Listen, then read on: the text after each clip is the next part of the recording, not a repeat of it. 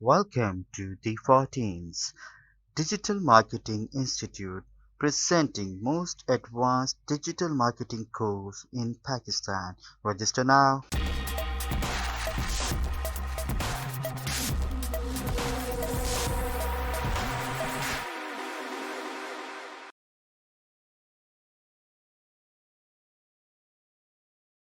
Assalamu alaikum everyone. Today is the class number 3 of Adobe InDesign and I am your mentor and your teacher Sajid Hasan Rizvi. तो आज जो है मैं आपको Adobe InDesign के कुछ नए टूल्स के बारे में बताऊंगा। तो आइए स्टार्ट करते हैं। हमने पिछली क्लास में लेआउट के बारे में कंप्लीटली डिस्कस किया था। हमने डॉक्यूमेंट को ओपन और क्लोज करने के बारे में देखा था।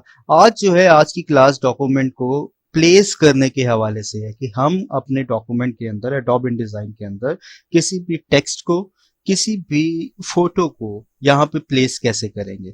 ये थोड़ा सा डिफरेंट प्रोसीजर है। ये आपको इलस्ट्रेटर में भी नहीं मिलता, ये आपको फोटोशॉप में भी नहीं मिलता। तो इसका एक थोड़ा सा डिफरेंट तरीका है। आइए उस तरीके के बारे में जानते हैं। तो सबसे पहले अगर मैंने यहाँ पर कोई टेक्स्ट प्लेस करना है तो मैं क्या करूँगा, मैं सबसे पहले अपनी फाइल की उसमें जाऊँगा और यहाँ पर प्लेस पे क्लिक कर दूंगा। प्लेस पे क्लिक करने के बाद हमारे पास कुछ इस तरह की ऑप्शन आ जाएगी। मैं वहां से अपनी ड्राइव में जाऊंगा, एक डॉक्यूमेंट को ओपन कर लेता हूं। जैसे मैंने डॉक्यूमेंट को ओपन किया तो देखिए वो मुझे कह रहा है कि डॉक्यूमेंट को मैं यहाँ पर प्लेस कर दूं। मैं उसे यहाँ पे क्लिक कर देता हूं तो देखिएगा कि वो डॉक्यूमेंट मेरे पास मेरे पेज के ऊपर आ गया। अब मैं नीचे करता हूं तो ये देखें ये प्लस का साइन आ रहा है। इट मीन्स कि अभी और भी डॉक्यूमेंट कुछ अवेलेबल है जो मैं इसके नीचे रखना चाहता हूं और मैं अभी इसके नीचे और कर सकता हूँ। अगर मेरे पास और पेजेस होते तो यहाँ पे देखिए मेरे पास एक ही पेज है, और पेजेस होते तो ये दूसरे पेजेस के ऊपर भी ट्रांसफर हो जाता, लेकिन ऐसा नहीं हो सका क्योंकि मैंने एक ही पेज लिया हुआ था और मेरा डॉक्यूमेंट यहाँ पर इसके बिल्कुल साथ एजेस के साथ साथ प्लेस हो गया। जी, तो ये देखिए हमारे पास डॉक्यूमेंट जो है उसके ऊपर यहाँ पे रेड लाइन है। डॉक्यूमेंट अभी और भी मौजूद है लेकिन पेज नहीं है।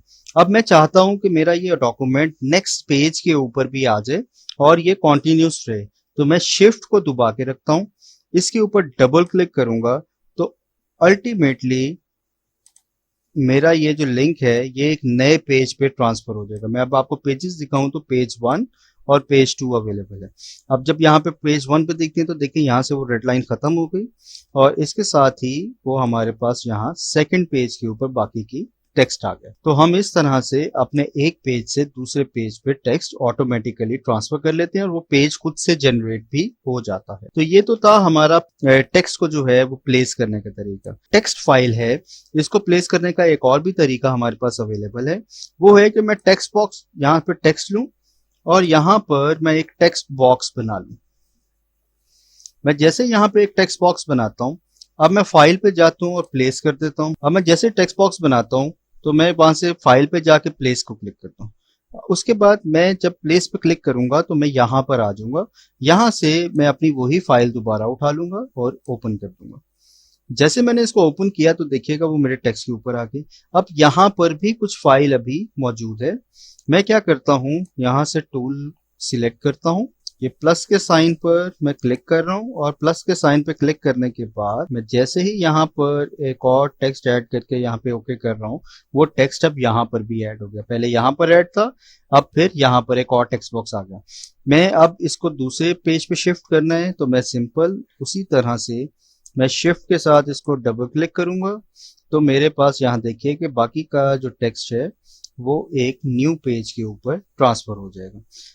तो ये हमारे पास एक और तरीका था टेक्स्ट को ट्रांसफर करने का। अब सेम हम लोग पिक्चर के साथ करेंगे। सबसे पहले यहाँ पर देखिएगा कि तो यहाँ पे रेक्टेंगल फ्रेम टूल है। Rectangle frame tool, ellipse frame tool और पॉलीगॉन फ्रेम टूल, हम यहाँ पर इसको बनाते हैं। ये फ्रेम है। उसके बाद जिसको सिलेक्ट करने के बाद जैसे ही मैं प्लेस करता हूँ इमेज, जैसे ही मैंने प्लेस पे क्लिक किया आप देखेंगे यहाँ पे ये मेरा ओपन हो जाएगा। अब इस फाइल में से मैं अपनी फाइल सिलेक्ट कर रहा हूँ और ओपन कर रहा हूँ। ओपन करते साथ ही मेरी फाइल यहाँ पर आ गई, लेकिन वो इस टेक्स्ट के साथ प्लेस नहीं हुई सही तरीके से। फाइल बड़ी है। अब देखिए मैं फाइल को मूव करूं तो फाइल मूव भी नहीं हो रही। ये तो मेरा पूरे का पूरा बॉक्स मूव हो रहा है। तो अब मैं क्या करूंगा, मेरे पास यहाँ पर ऑप्शंस हैं। मैं यहाँ से, ये है फिल फ्रेम प्रोपोर्शनली, इस पे क्लिक करता हूं तो वो प्रोपोर्शनली पूरे फ्रेम पे फिल होगी, या फिर मैं उसको फिट कंटेंट प्रोपोर्शनली, ये कंटेंट जो है वो प्रोपोर्शनली प्लेस हो गया। तो उससे क्या होगा कि मेरी जो इमेज है वो अपने एक्चुअल फाइल के अंदर रहते हुए ही उसके ऊपर प्लेस हो जाएगी। तो मैं फाइल को ऐसे भी प्लेस कर सकता हूँ।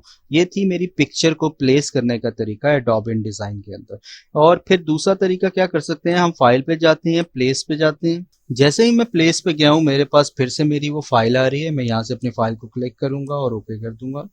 ओके करने के बाद यहाँ पर देखिए मेरे पास एक इमेज आ रहा है, मैं यहाँ पे क्लिक करता हूँ तो वो फाइल जो है वो मेरी एज इट इज वापस आ गया। अब मैं इसके साइज को थोड़ा सा छोटा कर रहा हूँ ताकि ये इसके अंदर प्लेस हो, और यहाँ से इसको फिट कर देता हूँ। तो देखिए ये भी तरीका है, वो ऑटोमेटिकली उसने जो है वो टूल हमें दे दिया। पहले हमने यहाँ से रेक्टेंगल ड्रॉ किया था और फिर उसके अंदर इमेज को प्लेस किया था, अब हमने बगैर रेक्टेंगल ड्रॉ किए इमेज को प्लेस किया है। तो एडोब InDesign में हमारे पास ये दो तरीके हैं किसी भी पिक्चर को अपनी फाइल के अंदर इंपोर्ट करने का, या फिर टेक्स्ट को अपनी फाइल के अंदर इंपोर्ट करने का। आप चाहे माइक्रोसॉफ्ट वर्ड से लेके आ रहे हो, चाहे एक्सेल से शीट्स लेके आ रहे हो, आपके पास सेम तरीका है कि आप वहां पर प्लेस पे जाने के बाद अपनी फाइल को सिलेक्ट करेंगे, ओपन करेंगे तो आपके डॉक्यूमेंट के अंदर सेव हो जाएगी। तो हमारी आज की क्लास यहाँ पे खत्म होती है, जिसमें हमने आपको आज बताया कि हाउ टू इंपोर्ट फाइल्स। और अगर आप चाहते हैं कि आपकी अपनी फाइल जो है वो आप ओपन करें, ये कल की क्लास में आपको डिस्कस कर लिया था। अब नेक्स्ट क्लास से हम टूल्स को डिस्कस करेंगे, कौन कौन से टूल्स अवेलेबल है और उनको कैसे ऑपरेट करना है। तब तक के लिए अल्लाह हाफिज।